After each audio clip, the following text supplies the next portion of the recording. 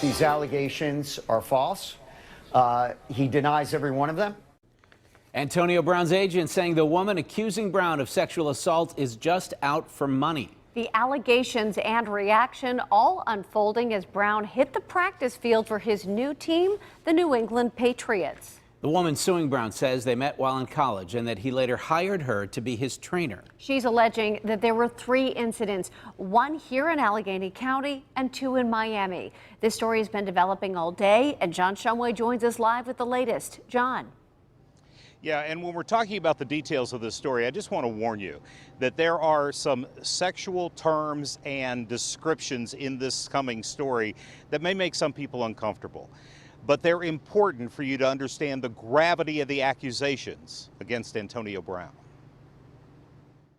Antonio Brown's new boss, Patriots head coach Bill Belichick, had little to say about his new receivers issue. We've looked into the situation. We're taking it very seriously. All the way through the organization.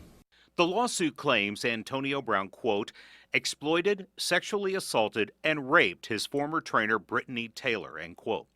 And the now 28-year-old Taylor characterized Brown's actions as, quote, brutal and sadistic misconduct, end quote.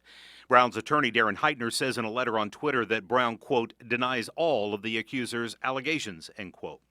Taylor claims the incidents occurred in 2017 and 2018 while Brown was a member of the Pittsburgh Steelers.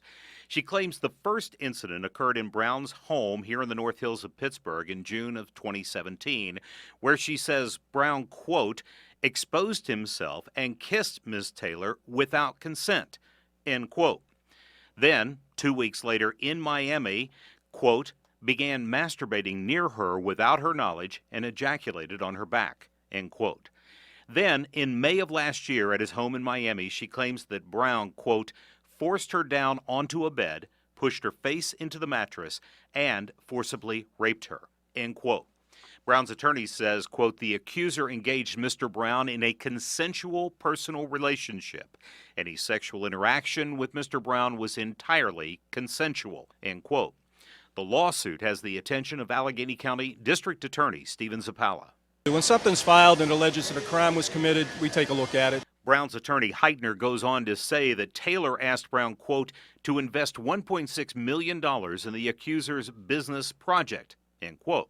Brown said no, and to this date, Heitner says Brown, quote, refuses to be the victim of what he believes to be a money grab, end quote.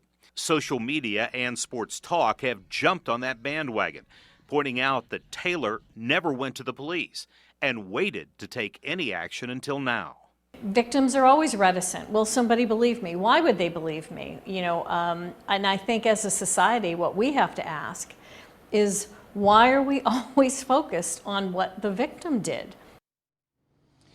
Now, again, Antonio Brown was on the practice field in Foxborough today, and so far there's been no indication from the Patriots, or for that matter from the league, that he will not be allowed to play on Sunday when the Patriots go to Miami.